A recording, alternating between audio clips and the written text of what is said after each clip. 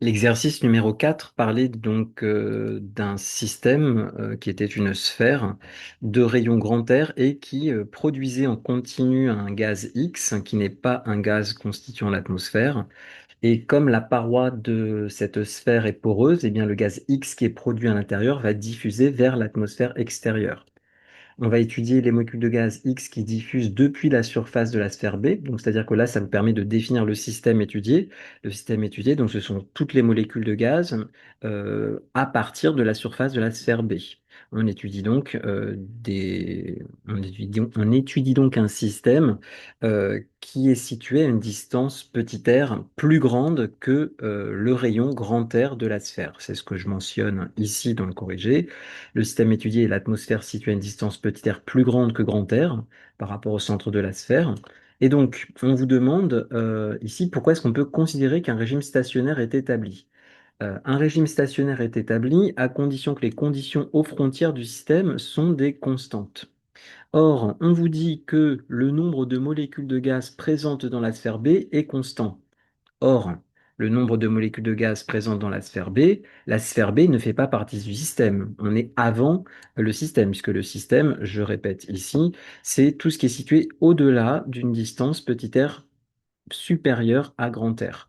Donc, si on est à une distance petit r plus grande que grand R, on est à une des frontières du système. Et comme on vous dit que à l'intérieur de cette sphère, le nombre de molécules de gaz est présent et il est constant, eh bien, je peux dire que déjà une des conditions aux frontières du système est bien une constante. Maintenant, quelle est l'autre frontière du système? L'autre frontière du système, eh bien, c'est finalement lorsqu'on est très très éloigné de notre sphère, donc lorsque R tend vers plus l'infini, on peut considérer que le nombre de molécules de gaz X est nul parce que l'énoncé vous précise que le gaz X n'est pas un constituant de l'atmosphère. Donc ça veut dire que si on est vraiment à l'infini de la sphère, on peut estimer que notre sphère n'a pas eu le temps, entre guillemets, de laisser diffuser les molécules jusqu'à atteindre l'infini, et donc que le nombre de molécules de gaz X à cet endroit-là est nul. Donc je peux bien considérer qu'aux frontières du système, donc lorsque je suis avant grand R et lorsque je suis très éloigné par rapport à grand R, eh bien, ce sont des constantes et donc qu'on est bien en régime stationnaire. On sait que cette condition sur le régime stationnaire permet de simplifier les bilans de particules et c'est d'ailleurs ce qu'on vous demande de faire au petit 2. Petit 2, on vous dit, on note petit r la distance qui sépare le centre O de la sphère du point M étudié avec R supérieur ou égal à grand R. Donc, vous voyez, on vous reprécise ici le système étudié. En réalisant un bilan de matière entre deux sphères de rayon R et de rayon R plus dr, montrer que le flux de molécules de gaz est constant. Donc là, c'est la démarche classique. Donc là, j'ai reprécisé ce qu'indiquait l'énoncé. Le système, c'est le milieu situé entre les sphères de rayon R et R plus dr. Donc en rouge, c'est la boule de rayon R qui produit les molécules de gaz X en continu.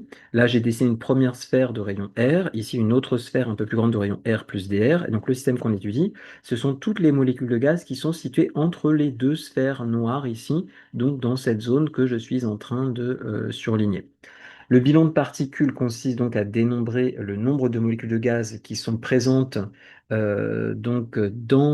entre ces deux sphères finalement, entre deux instants de date t et t plus dt. Donc on étudie la variation du nombre de molécules. Cette variation, comme d'habitude, sera positive si des molécules rentrent. Alors si les molécules rentrent, elles vont rentrer par la sphère de surface R, puisque je répète que les molécules de gaz X sont produites dans la sphère rouge, qu'elles diffusent vers l'extérieur au travers de la paroi poreuse de la sphère B, et donc elles vont en direction de l'extérieur. Donc on part du centre de la boule rouge et on va vers l'extérieur. Donc les molécules rentrent dans la zone, dans le système, je répète, c'est la zone entre les deux sphères R et R plus dr dans cette question 2. Donc des molécules rentrent par la sphère R dans cette zone et par contre des molécules en sortent par la sphère de rayon R plus dr. Donc, la variation du nombre de molécules entre les deux sphères sera positive à cause des molécules qui rentrent en R, sera négative à cause d'un nombre grand N de molécules qui sortent en R plus dr.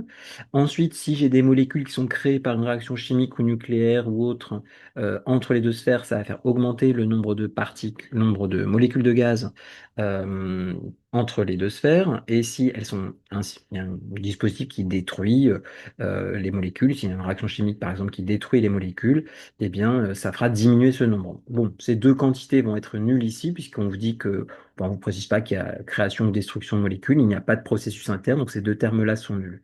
Et celui-ci, on en a déjà parlé, il est nul car on est en régime stationnaire. Donc, si on est en régime stationnaire, le nombre de molécules entre les deux sphères de rayon R et de rayon R plus dr est le même à l'instant t ou à l'instant t plus dt, quel que soit l'instant, c'est le même, donc la variation est nulle. Donc, il reste simplement que le nombre de molécules qui rentrent par la sphère de rayon R est égal au nombre de molécules qui sortent par la sphère de rayon R plus dr. Or, ce nombre de molécules est relié au flux rentrant et au flux sortant au rayon, au niveau de la sphère de rayon R et au niveau de la sphère de rayon R plus dr par la formule flux fois la durée d'étude. La durée d'étude ici, c'est dt, hein. On fait l'étude entre deux instants de date t et t plus dt, donc il s'est écoulé une durée dt entre ces deux instants. On peut d'ailleurs simplifier cette durée, qui n'est pas nulle, et donc le flux rentrant R est le même que le flux sortant R plus dr. Ça veut simplement dire que le nombre de molécules qui rentrent donc, dans mon système ici, par la sphère de rayon R est le même que le nombre de molécules qui sort par la sphère de rayon R plus dr, c'est-à-dire que finalement, quel que soit l'endroit où on se situe au-delà de la sphère rouge, eh bien, le flux de molécules est le même, donc on peut dire qu'il est constant et donc qu'il se conserve. À la question 3, on vous demandait dans ces conditions de donner l'expression de la densité volumique de particules pour R plus grand que grand R. On donnera cette expression en fonction de NB, grand R et petit r. Et donc, bah, c'est la démarche classique, puisqu'on vient de démontrer que le flux était une constante. Donc, si le flux est une constante, bah, je le note cette constante petit a. Alors, je ne sais pas encore ce que ça vaut, mais le flux, en fonction de R, bah, il est tout le temps le même. En tout cas, il ne dépendra pas ici donc, de R, c'est une constante, petit a. J'applique la loi de Fick. La loi de Fick me dit que le flux, c'est moins le coefficient de diffusion fois la surface de la sphère de rayon R multiplié par la dérivée par rapport à R de la densité volumique de particules. Donc S, surface d'une sphère de rayon petit r, puisque je m'intéresse ici à ce qui se passe au niveau d'une sphère située à une distance petit r du centre O de la boule rouge. Donc la surface S d'une sphère de rayon R, c'est évidemment 4 pi r au carré. Je remplace ce S par 4 pi r carré et je sais que ce moins dsdn étoile sur dr, c'est pareil que petit a. Donc ça vous donne cette expression qui est mentionnée ici, moins d fois S, c'est-à-dire 4 pi r carré fois dn étoile sur dr égale a, ce qui permet d'isoler donc juste dn étoile sur dr en passant le moins d sur 4 pi r carré de l'autre côté. Ça fait moins a sur 4 pi r moins a sur 4 pi dr au carré. Et donc, comment avoir l'expression juste de n étoiles? Si la dérivée de n étoiles par rapport à r, c'est moins a sur 4 pi dr carré, à la rigueur, eh bien, on voit qu'il y a un moins 1 sur r au carré. Ce moins 1 sur r au carré, on l'a obtenu en dérivant 1 sur r. Et donc, effectivement, l'expression de n étoiles en fonction de r, ce sera celle-ci. A sur 4 pi dr. Ceux qui n'en sont pas convaincus, bah, dérivez ça. La dérivée, je rappelle que petit a, 4, pi et d sont des constantes, hein. Donc, pour l'instant, vous laissez de côté, mais la dérivée du 1 sur r qui reste, c'est moins 1 sur r carré. Ça vous donne donc bien cette expression après avoir multiplié par le coefficient a sur 4 pi d.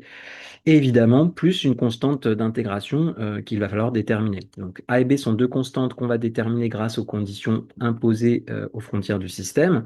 Et la première d'entre elles qu'on avait vue tout à l'heure, c'était que on peut considérer que lorsque R tend vers plus l'infini, donc lorsqu'on est très très très éloigné de la boule rouge, il n'y a pas de molécule de gaz X.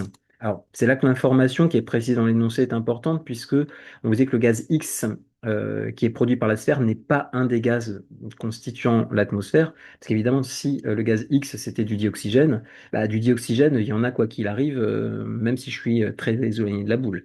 Donc là, ça vaut zéro. Si par contre, vous voyez, le gaz qui était produit, c'était du dioxygène, la condition, que lorsque R tend vers plus l'infini, ce serait pas zéro, ce serait la concentration en dioxygène dans l'atmosphère en l'absence de la boule rouge.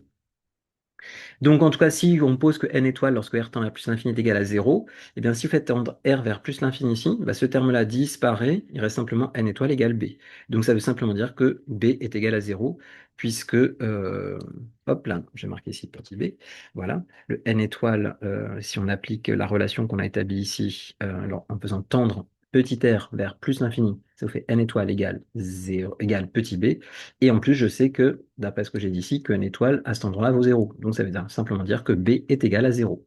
Donc l'expression précédente se simplifie. Il reste finalement A sur 4 pi dr. On ne va pas traîner le petit b puisqu'il est nul. Donc c'est ce que j'ai mentionné là. Et donc, autre condition aux frontières, le nombre de molécules de gaz dans la sphère B est constant, on vous disait, il vaut NB, ce qui permet de trouver la densité volumique de molécules de gaz dans toute la sphère rouge. Hein, il y a un nombre NB de molécules dans la sphère rouge. Si je veux connaître la densité volumique de molécules de gaz dans la sphère rouge, il faut que je prenne ce nombre de molécules de gaz qu'on appelle NB et que je divise par le volume de la sphère. Volume de la sphère rouge, 4 tiers de pi grand R au cube. Hein. Là, ce sera un grand R au cube, le volume de la sphère rouge. Et cette densité volumique de particules, vu qu'on vous dit qu'elle est uniforme, bah, elle est la même au milieu, un petit peu à droite, un petit peu à gauche, en haut, en bas, et notamment pile sur le pourtour, sur la surface de la sphère rouge. Je vais considérer que c'est la même densité volumique de particules qu'au centre, qu'au milieu, qu'à droite de la sphère rouge. Et donc, à cause de cette histoire d'uniformité, c'est ce que j'ai mentionné dans le corrigé. Donc la densité volumique de particules étant uniforme, elle est la même partout et notamment sur le pourtour, c'est-à-dire lorsque petit r vaut grand R. Donc ce n étoile, je le calcule en faisant ce que j'ai indiqué, donc NB sur le volume de la sphère de rayon R, c'est-à-dire 4 tiers de pi r cube. Donc le 4 tiers n'apparaît pas, mais le tiers, il est passé au-dessus, hein, en reformulant correctement l'expression, la fraction. Et si vous remplacez donc petit r par grand R, puisque moi c'est cette condition frontière qui m'intéresse, A sur 4 pi d grand R va donc s'identifier à ce 3NB sur 4 pi r cube. Donc si vous dites que ce terme est égal à ce terme, eh bien c'est la relation que j'ai écrite ici, ça permet d'isoler la constante A. Alors il y a des simplifications, le 4, le pi s'en vont. Là il y a un R qui s'en va et laissant un R carré à droite, le A, donc cette expression. Et donc, si vous remplacez une dernière fois dans l'expression qu'on avait ici du n étoile de petit r, puisque c'est ça qui est demandé, si vous remplacez le petit a par ce qu'on vient de trouver, c'est-à-dire par cette expression, eh bien vous obtenez l'expression de petit n étoile qui est ici, en fonction de petit r, après simplification. Enfin, dernière question, on vous demandait combien de molécules s'échappent de la sphère B chaque seconde. Bah, ça, par définition, c'est le flux de particules, le nombre de molécules qui s'échappent au travers d'une surface par unité de temps, c'est le flux. Le flux sortant, donc ici, puisqu'elle s'échappe de la sphère. Or, qu'est-ce qu'on avait dit concernant le flux? C'est encore ici, question 3. On avait dit que c'était une constante. À rigueur, que ce soit au niveau de petit r, que ce soit de r plus dr, que ce soit au niveau de grand R, c'est la même valeur, c'est petit a. Et petit a, on avait justement trouvé son expression ici. Donc, c'est ce que j'ai mentionné dans la dernière question. Par définition, le flux, c'est bien ce qu'on cherche, le nombre de molécules qui sortent de la sphère chaque seconde. Et donc, c'est petit a, c'est-à-dire 3 dNb sur, il y a un 4 ici qui ne devrait donc pas apparaître. Voilà.